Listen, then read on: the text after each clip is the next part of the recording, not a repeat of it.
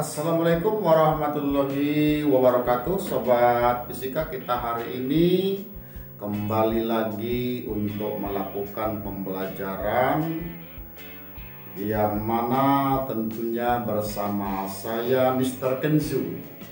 Nah, adapun materi yang akan kita bahas pada kali ini adalah melanjutkan materi suhu dan kalor. Pada video yang pertama di materi ini kita sudah bahas yang dimaksud yang namanya suhu. Nah, bagaimana cara mengubah suhu satu termometer ke termometer yang lain? Kita sudah bahas itu. Hari ini kita lanjutkan, kita masuk ke dalam kalor. Oke, baik sobat ya. Nah, kalau kita lihat dia pengertiannya atau makna secara fisika, kalor ini diartikan adalah energi dalam bentuk panas. Jadi itu sobat, energi kan bentuknya macam-macam ya. Nah, jadi kalau kalor itu adalah energi dalam bentuk panas, di mana satuannya dalam sistem internasional itu kita pakai adalah joule ya. Jadi joule ini adalah satuan dalam satuan internasional.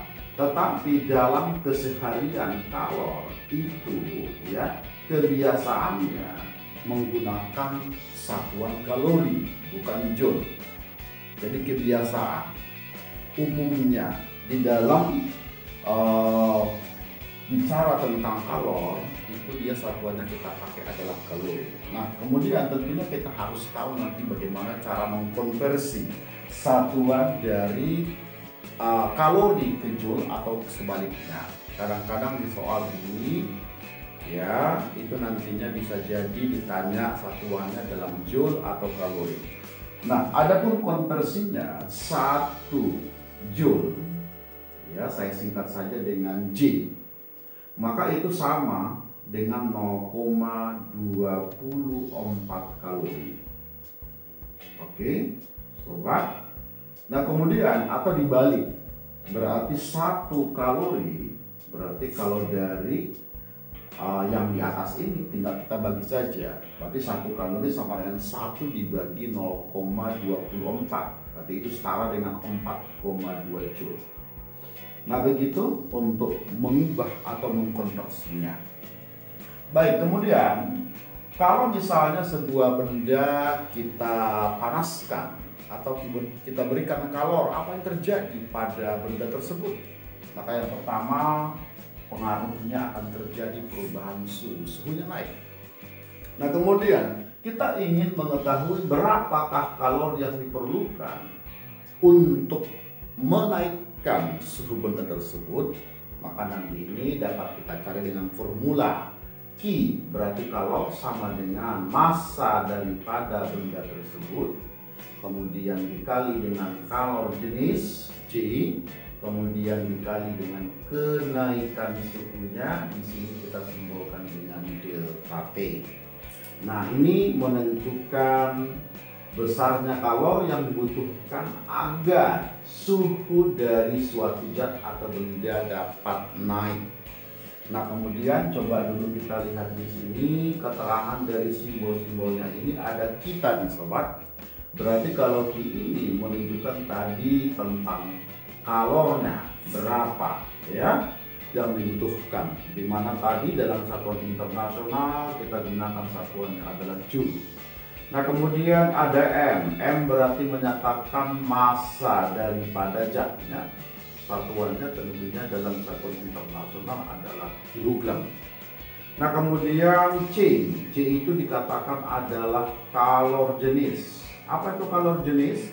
Kalor jenis itu adalah kalor yang dibutuhkan untuk menaikkan suhu 1 gram zat sebesar 1 derajat Celcius. Dimana ini nanti kita akan tuliskan satuannya adalah joule, kemudian dibagi dengan kilogram, kemudian dikali dengan derajat Celcius. Jadi kalori yang dibutuhkan untuk menaikkan 1 gram suatu zat sebesar 1 derajat Celcius. Biasanya ini nantinya adalah ciri khas atau karakteristik dari zat tersebut. Nilai C-nya untuk setiap benda itu akan berbeda nanti. Jadi merupakan satu buah kekhasan atau karakteristik dari suatu zat atau benda. Nah kemudian untuk delta T-nya ya, itu dia menyatakan yaitu perubahan suhunya atau kenaikan suhu. Jadi perubahan suhu di mana satuannya kita pakai nanti adalah derajat Celcius. Oke baik, itu yang pertama. Kalau sebuah zat atau benda kita panaskan, maka yang terjadi yaitu suhunya berubah. Nah kemudian yang kedua, terjadi perubahan wujud.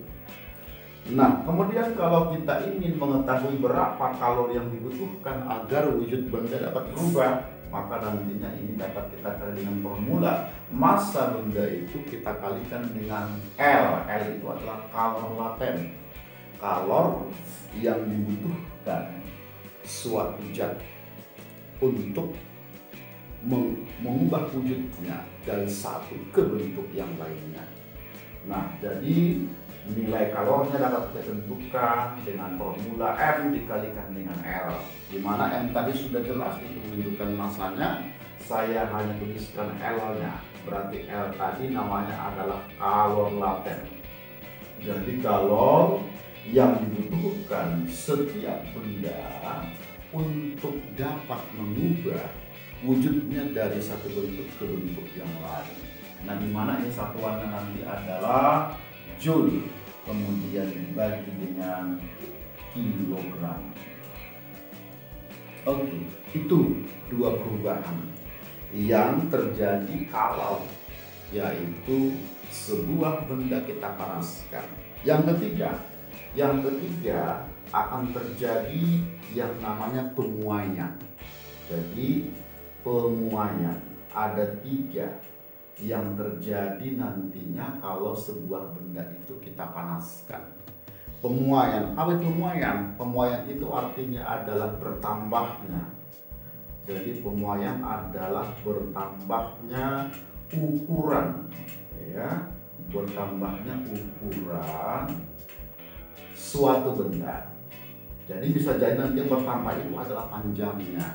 Kemudian bisa jadi luasnya yang bertambah, bisa jadi nantinya volumenya yang bertambah. Nah untuk nantinya pemuaian ini kita akan bahas di video yang lain. Kita fokus dulu kepada pengaruh yang pertama dan yang kedua. Oke begitu sobat untuk pengaruh daripada kalor. Nah selanjutnya kita akan lihat soal-soalnya nantinya untuk menambah pemahaman kita tentang materi ini. Oke baik sobat, kita lanjutkan, kita lihat dulu bagaimana soal-soal nanti tentang materi ini. Nah di sini saya siapkan sudah soal yang pertama, ada sepotong besi. Nah kemudian masanya 5 kilo dipanaskan sehingga suhunya naik sebesar 10 Kelvin. Nah kemudian diberikan kalor sebesar 20 kJ. Maka ditanya di sini berapakah kalor jenisnya dan kapasitas kalornya. Nah jelas sobat, ini adalah perubahan suhu yang terjadi pada besi tersebut ketika dipanaskan. Nah kemudian kita lihat dulu pertanyaan yang pertama ya. Pertanyaan yang pertama tadi ditanya adalah kalor jenis ya. Berarti tadi simbolnya adalah C kecil tadi ya. Nah, sama dengan berapa?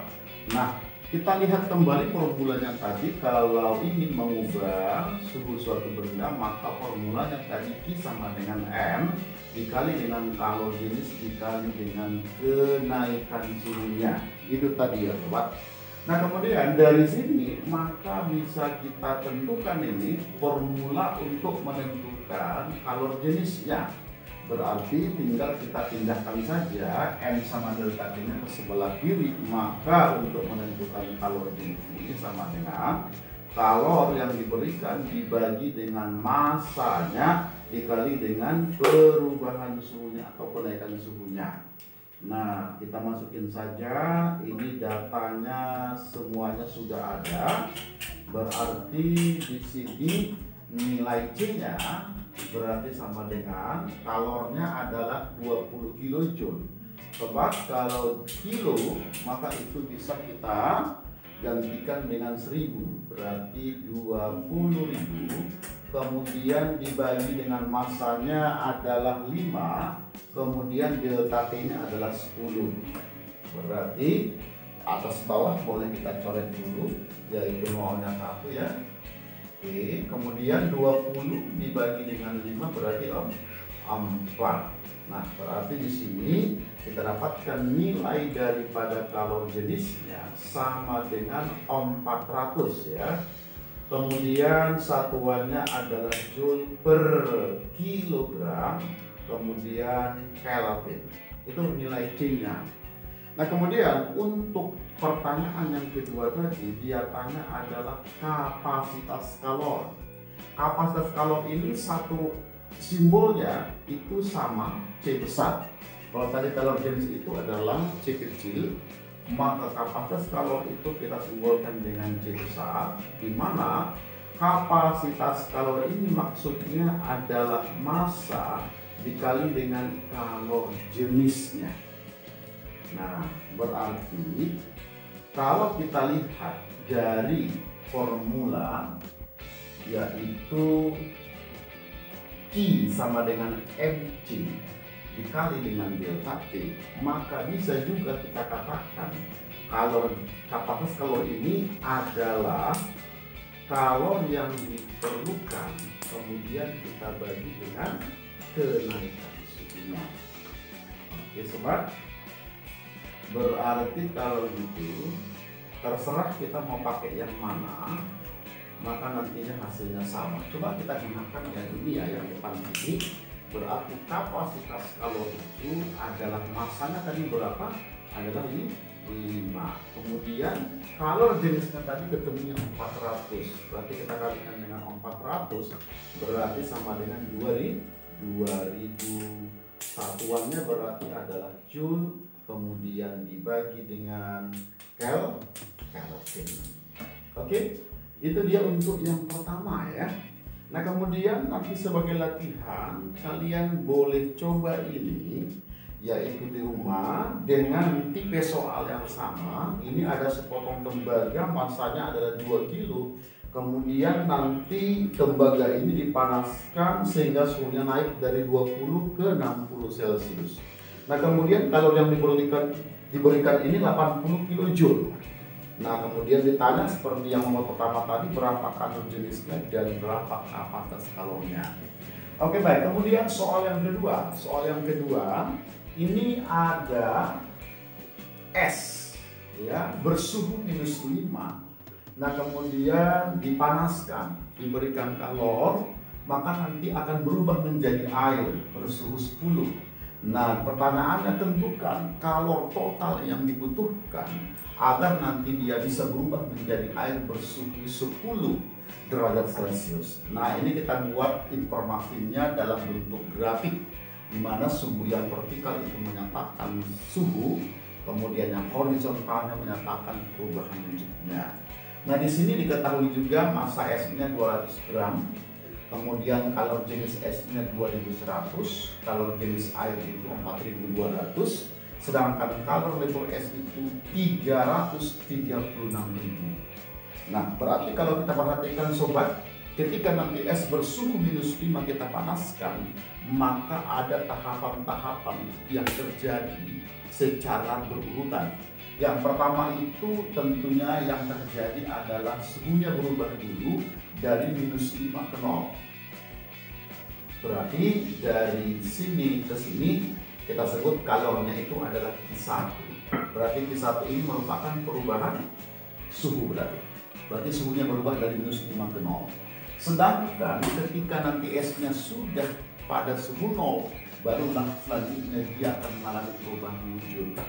Berarti dari es menjadi air, kita sebut dengan Q2. Jadi Q2 ini adalah perubahan wujud. Nah, kemudian setelah itu dipanaskan terus, berarti nanti suhunya naik. Berarti dari suhu 0 ke 10. Berarti ini adalah perubahan suhu, berarti adalah Q3. Nah kemudian maka untuk menentukan berapa kalor secara keseluruhannya, berarti kita cari satu per satu.